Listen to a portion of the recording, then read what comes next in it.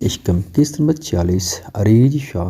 रात तकरीबन 8:30 बजे का वक्त हो चुका था और अब ड्राइवर घर छोड़कर जा रहा था। साहब बारी बारी उसे मिल रही थी। अनाया तो उसके गले लगाकर बहुत सारा रो रही थी। वो उस दृश्य के साथ रहकर बहुत आगे तक सोचे जा रही थी और जहाँ वो जा रही थी 4 साल कोई छोटी सी मुद्दत हरगिज नहीं थी। वो तो कितना खुश थी कि वो सारी जिंदगी अपनी सहेली के साथ रहेगी, लेकिन यहाँ सब कुछ उल्टा हो गया था। ज़रावर की एक गलती उसे उन सब से दूर लेकर जा रही थी। शनावर तो न जाने कहाँ चला गया था। उससे मिलकर वो कहीं निकल गया था। उसने जाते जाते 2-3 दफ़ा उसे तलाश करने की कोशिश की थी, लेकिन वो वापस सामने न आए, क्योंकि उसने उसे कसम दी थी कि अब वो दादा जान को तंग नहीं करेगा और ना ही वापस जाने के बारे में बात करेगा। लेकिन उसने कहा था कि ऐसे किसी किस्म को नहीं मानता। वो घर वापस अपने भाई के साथ रहने के लिए आया था, उसके बगैर रहने के लिए नहीं। घर गुजर से और ज़रावर को घर से बाहर निकाल रहे हैं तो अनाया और शनावर भी जाएंगे, और वो अब तक अपनी जिद पर कायम था और उसकी किसी बात को नहीं मान रहा था। ज़रावर का सारा समझाना वेस्ट हो चुका था। दादाजान उससे मिलने नहीं आए थे, इसलिए वो खुद ही उनसे मिलने की खातिर उनके कमरे की तरफ चला गया। वो उससे खफा थे। उसका मतलब ये तो ना था कि उसे इनसे मिले बिना चला जाता। जो कुछ हुआ था उसमें गलती सरासर उसकी अपनी थी, तो ऐसे में वो किसी और को सज़ा नहीं दे सकता था। वो जानता था दादाजान शनावर की वजह से भी बहुत ज़्यादा परेशान है, तो वो उनकी इस परेशानी को भी दूर करना चाहता था। इसलिए जाते जाते उनसे मिलना बहुत ज़रूरी था। वो कभी अपने घर से दूर नहीं जाना चाहता था। वो शुरू से ही अपने घर वालों के साथ मेल जोल कर रहने वाला इंसान था, लेकिन उसकी छोटी सी गलती उसे उसके अपनों से दूर कर रही थी। उसने जल्दबाजी में एक कदम उठाया था जो उसके लिए बहुत बुरा साबित हुआ था, लेकिन ये भी ज़िंदगी का एक रंग था। ये भी ज़िंदगी का एक हिस्सा था। अगर ज़िंदगी में उतार चढ़ाव ना हो तो ज़िंदगी जीने का मज़ा भी नहीं आता। दादाजान के फैसले पर उसने किसी तरह का कोई इख्तलाफ नहीं किया था, यहाँ तक कि मुकर्रश के कहने पर अनायश ने दादाजान से बात करने के बारे में भी सोचा था, लेकिन उसने उन्हें मना कर दिया। यकीनन दादाजान अनायश की बात ज़रूर मानते, क्योंकि वो अपने पुत्रों से ज़्यादा उससे मोहब्बत करते थे, लेकिन वो ऐसा नहीं कर सकता क्योंकि ये मुकर्रम के साथ नाइंसाफ़ी थी।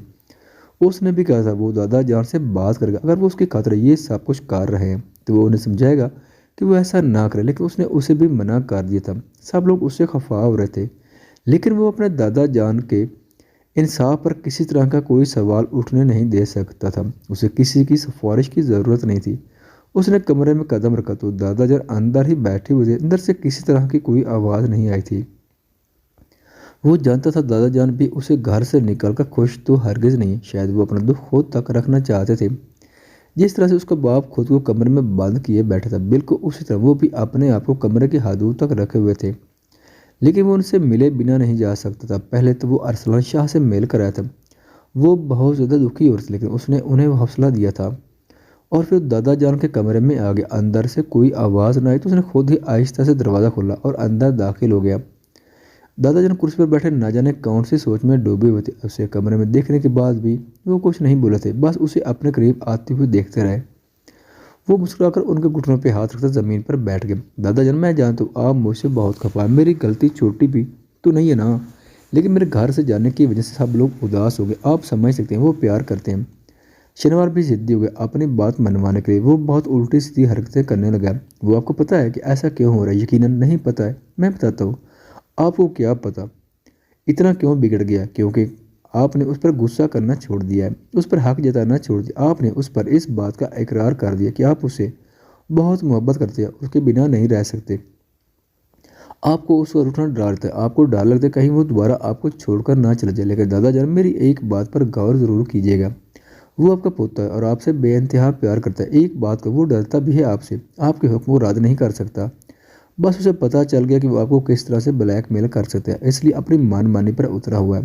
लेकिन आप अगर उसको अपना असल रूप दिखाएंगे ना तो सारी अक्कड़ निकल जाएगी जनाब की। बस आप अपने पुराने स्टाइल में वापस आ जाएं। उसे ना आपकी कमज़ोरी पता चल गई है, इसी सर पर चढ़ता जा रहा है। जब आप उससे वापस सर से उतारेंगे ना, अकल ठिकाने आ जाएगी उसकी। अब मैं चलता हूँ, बहुत ज़्यादा वक्त ले रहा हूँ मैं आपका। मेरा जाना मुनासिब रहेगा।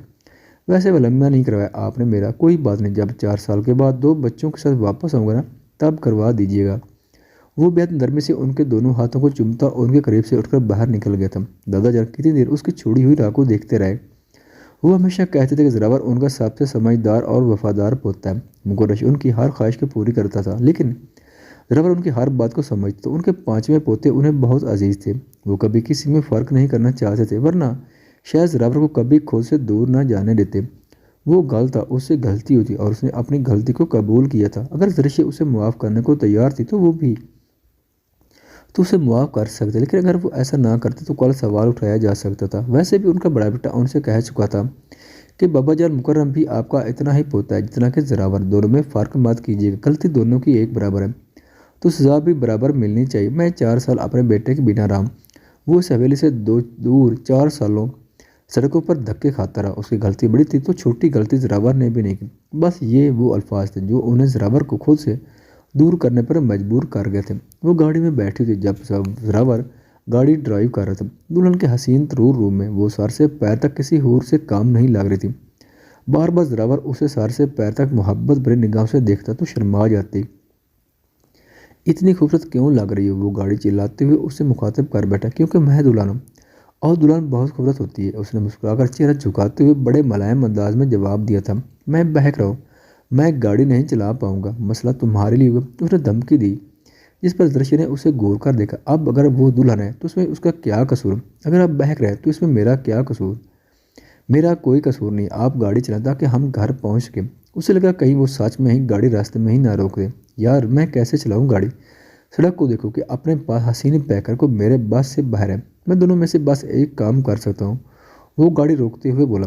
बीच जंगल में अचानक इस तरह गाड़ी का रोक देना दृश्य को परेशान कर गया था।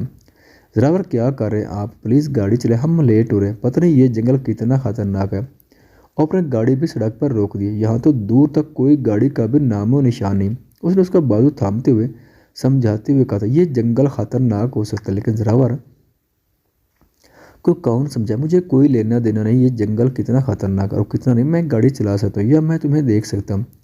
इतनी खूबसूरत बीवी के साथ होते हुए मैं ड्राइविंग पर कंसंट्रेट नहीं कर पाऊंगा। तुम्हें इतना खूबसूरत लगना ही नहीं चाहिए था, वो अजीब जिंदी अंदाज में कहने लगा। दुल्हन खूबसूरत ही तो लगती है शाहजी, प्लीज़ चले ना, यहाँ से निकलते हैं। वो मिनटों पर उतर आई थी। अच्छा ठीक है, मैं काम करती हूँ, मैं ये सारी ज्वेलरी और मेकअप साफ कर लेती हूँ, फिर तो ठीक रहेगा ना। वो उसे देखते हुए कहने लगी। जिस पर ड्राइवर ने उसे घूर कर देखा था। क्या मतलब है तुम्हारा लड़की, तुम्हारा दिमाग तो खराब नहीं है।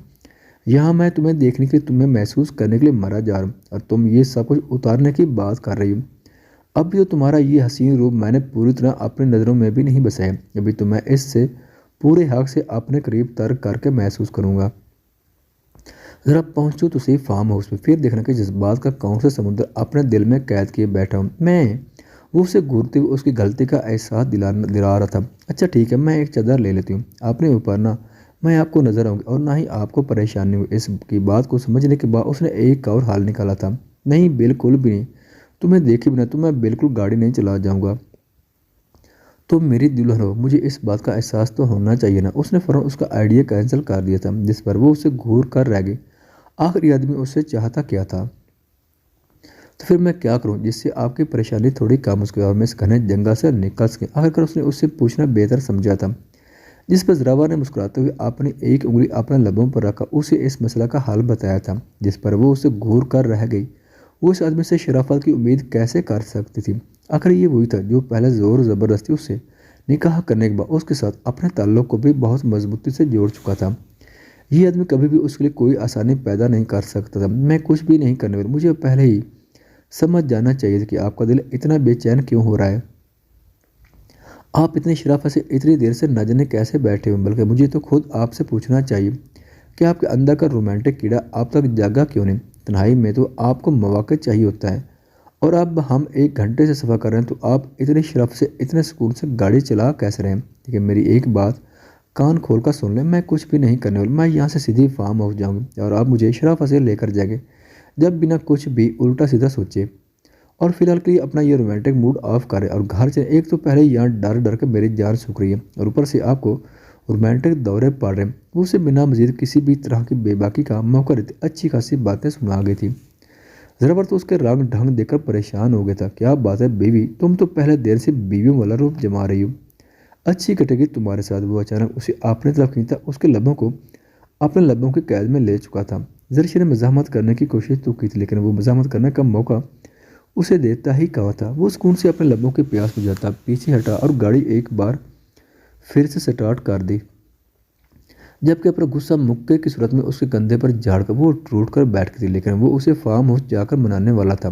तू यहाँ छत पर बैठा हुआ है और मैं हर जगह तुझे तलाश कर रहा हूँ। ये कौन सा तरीका है शनावर? नाराज दादा जान से है, न अनाया से तो नहीं है। उसकी नाकदरी क्यों कर रहा है? वो उसे हाथ ढूंढने के बाद छत पर आया था और उसे यूं खामोश बैठे देखकर समझ गया था वो जरावर के जाने की वजह से बहुत ज़्यादा दुखी है। वो उसके पास आकर बैठ गया था। जरावर के जाने का दुख सबको था, लेकिन आज उसकी दुल्हन भी तो उसके इंतजार में बैठी थी। तकरीबन 3 घंटे हो चुके थे। अनायाश उसे कमरे में छोड़कर वापस आ गई थी और अब तो शनावर का कहीं कोई अता पता न था। अनाया उसकी बहुत लाडली थी। वो उसकी नाकदरी बर्दाश्त नहीं कर सकता था। यकीनन उसके इंतजार में बैठी होगी और ये यहाँ पर भाई का दुख मना रहा था। उसका जानने का दुख तो उसे खुद भी बहुत था, लेकिन अगर जरावर इस बात को इतना सीरियस नहीं ले रहा था, शायद वो जानता था कि वो सब खुद भी उसके बगैर नहीं रह सकते। दादा जान वो खुद जल्द उसे मुआफ़ करके वापस घर बुला लेंगे। दादा जान की इससे मोहब्बत किसी से छुपी हुई तो नहीं थी ना। और फिर मुकरश के वो कह कर गया था कि जब तक ये मामला ठंडा नहीं होता दादा जान के सामने के मौजू ना छेड़ा जाए।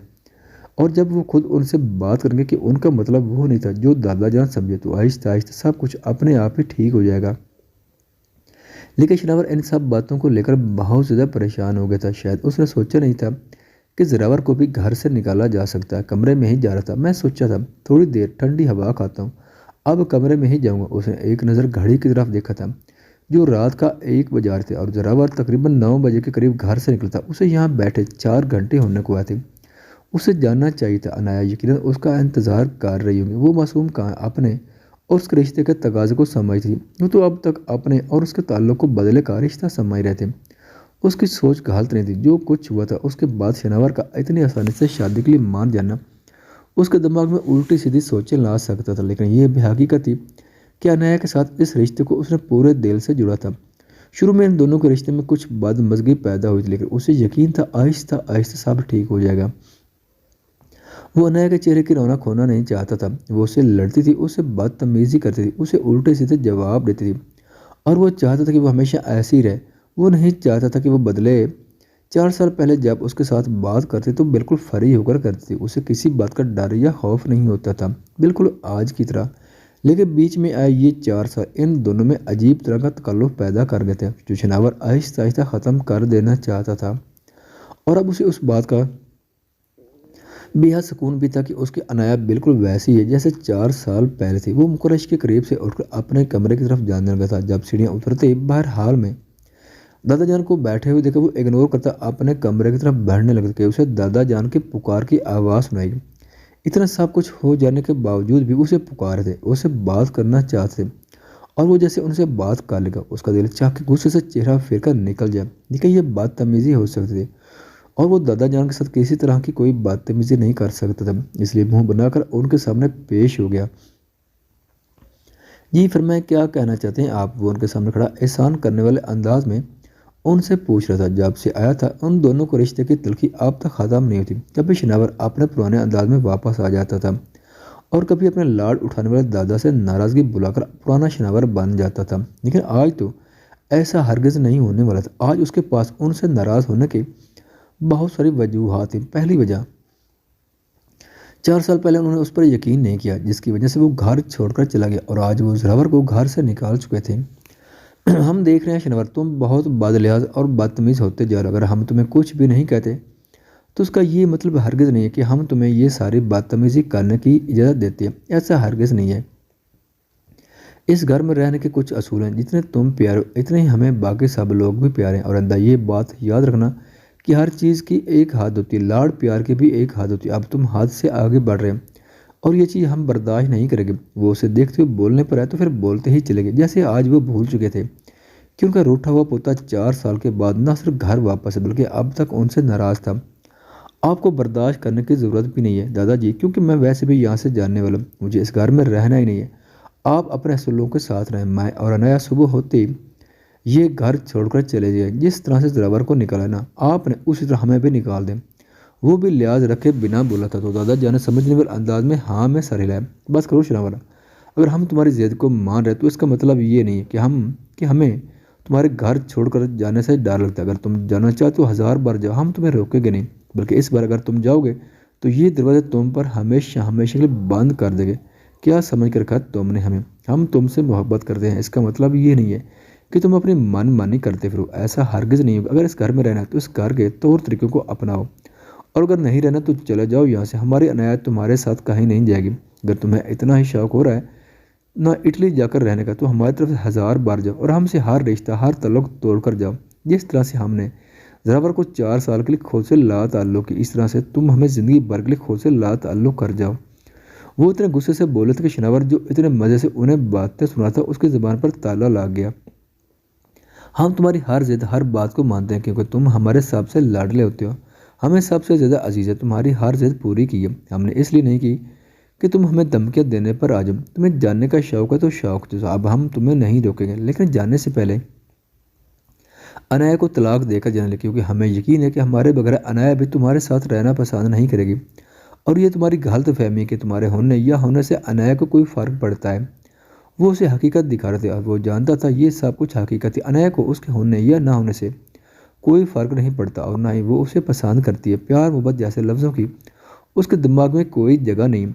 4 साल पहले भी चॉकलेट और आइसक्रीम खाने वाली बच्ची थी, और 4 साल बाद भी वो चॉकलेट और आइसक्रीम की ही दीवानी। उससे ज़रा तो उसे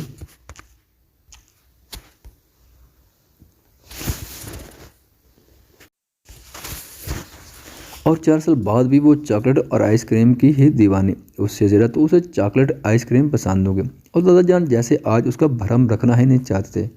वो सुनाने पर आए तो फिर सुनाते ही चले गए। उसकी किसी बात को सुनना या फिर उसकी किसी बात को अहमियत देना उन्होंने ज़रूरी ही नहीं समझा था। बस बहुत हो गया, आप एक नंबर के चीटर हैं, अपनी बारी पे हर बात बना लेते हैं, और जब हम बच्चों की बारी आती है तो हमें इस तरह से इमोशनल ब्लैकमेल करते हैं। आप जानते हैं मैं आपके बगैर नहीं रह सकता, इसलिए आप जाने की बात करें ना। आप जानते हैं मैं आपसे बहुत प्यार करता हूँ, इसलिए मुझे चेक करें, मुझे आजमा रहे हैं। सब जानता हूँ ये वो कमीना आपकी ट्रेनिंग कर गया, इसलिए आप मुझे इमोशनल ब्लैकमेल करें, लेकिन मैं भी बदला लूँगा।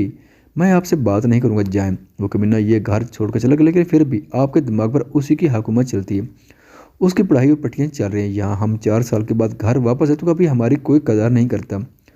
वो खुदा जाते जाते भी अपना काम कर गया, जाते जाते भी वो आपके दिमाग को कंट्रोल कर गया। जानता हूँ मैं, ये सब कुछ उसने कहा है। आपको जो करना है करें, और ख़बरदार जो आपने मुझसे मेरी बीवी अलग करने की बात की। 4 साल के बाद मिली है मुझे मेरी बीवी, और वो खोता। बस करो लड़के, कब से तुम हमारे पोते के बारे में बोल रहे हो? अगर हम बर्दाश्त कर रहे हैं उसे हमारी कमज़ोरी ना समझो। वो बेहद गुस्से से दौड़े थे। अब वो अपने पोते के बारे में कुछ सुनने को तैयार नहीं थे, लेकिन उसे घर से निकलकर बड़े सुकून में थे। वो पैर पटकता अपने कमरे की तरफ चला गया, जबकि दादा जान भी गर्दन अकड़ा कर अपने कमरे की तरफ चले गए। जबकि सीढ़ियों से उतरता मुकर्रश सरावर की दाद दिए बिना नहीं रह सकता था। उसने आहिस्ता से कमरा खोला। सोचा था वो इस वक्त बेड पर दुल्हन के रूम में बैठी होगी, और शायद उसका इंतजार भी कर वो उससे शर्मा रही होगी। ये बात तो उसे पक्का यकीन था कि वो उसी के बारे में सोच रही होगी। उसने मुस्कुराते हुए पहली नज़र बेड की तरफ डाली थी, जहाँ पर अपना दुल्हन का हसीन सरापा लिए बैठी हुई थी। लेकिन ये उसकी सोच थी, ऐसा कुछ नहीं था। वो दुल्हन के रूम में थी, लेकिन बैठी हुई नहीं थी, बल्कि बेड पर लेटी थी और गहरी नींद में थी। हाथ में चॉकलेट थी हाथ में चॉकलेट थी जो उसने अभी तक खुली नहीं थी। शायद वो उसके इंतज़ार में जागती रही, लेकिन चॉकलेट क्यों नहीं खाई, ये सवाल दिमाग में ज़रूर आता। कहीं वो उसके साथ शेयर तो नहीं करने वाले थे ये चॉकलेट, उसने सोचा। लेकिन फिर अपनी सोच पर लानत भेजी। उसके साथ अपनी चॉकलेट शेयर करेगी, अपनी चॉकलेट शेयर करेगी। वो तो उसके साथ अपनी चॉकलेट रैपर भी शेयर ना करे, ये तो फिर एक पूरी चॉकलेट थी। उसने ऐसा से उसके हाथ से चॉकलेट निकालने की कोशिश की थी, लेकिन ये क्या, बच्चों की तरह उसने इतने सख्ती से पकड़ रखी थी कि अगर वो मज़ीद जोर करता यकीनन उसकी आंख खोल जाती, और वो सोते हुए इतनी मासूम लग रही थी कि वो चाह कर भी ऐसा ना कर पाया। उसने ऐसे से उसके गले में मौजूद भारी जेवर निकाला था, जो शायद उसकी नींद को बुरी तरह डिस्टर्ब कर रहा था। झुमके उसने बहुत एहतियात से अलग किए थे, फिर सारी पिन से एक एक करके उतार कर उसने एक का दुपट्टा उसके जिस्म से अलग कर रखा। एक ही पोजीशन में इतनी देर बैठे रहने की वजह से थकावट तो एक आम सी बात थी। उसके जिस्म से भारी दुपट्टा अलग किया तो वो पुरस्कून से होकर सीधी हुई आंखें अब तक बनी थी। यकीनन ये सब वो उतारने के बाद वो रिलैक्स होती। वो अपना हाथ अपने चेहरे के नीचे लेकर जानने ही वाली कि जनाब ने पकड़ लिया। उसके हाथ में एक काफ़ी भारी नोकदार सी अंगूठी थी जो उसने उतारना बेहतर समझा, ये वरना यकीनन वो अपने चेहरे पर अच्छा खासा बड़ा जख्म लगा लेती। काफ़ी बेहतियाती से काम लेती थी। उसने उसके हाथ से एक एक करके चूड़ियाँ निकाली थी, जबकि दूसरे हाथ की चूड़ी उसे रहने दी, क्योंकि उसका हाथ बांध था और हाथ में चॉकलेट थी। वो सारी चीज़ें उठाकर उसने संभाल कर अलमारी में रखी और फिर चेंज करने चला गया। थोड़ी देर के बाद वापस आया तो उसे बेड पर सुकून से सोए हुए देखा और उसके करीब आया और झुककर उसके माथे पर अपने लाभ रखे। अपने तमाम तर जज्बात का कत्ल होते हुए उसने आहिस्ता से उसके वजूद को अपनी बाहों में समेटकर लाइट ऑफ कर दी। ख़वातीनो हज़रात, चैनल पर आने का बहुत शुक्रिया। अगर वीडियो पसंद आए तो चैनल को सब्सक्राइब करें और साथ ही बेल के आइकन को लाजमी प्रेस करें ताकि आने वाली वीडियोस की अपडेट सबसे पहले आप तक पहुंच सकें। शुक्रिया।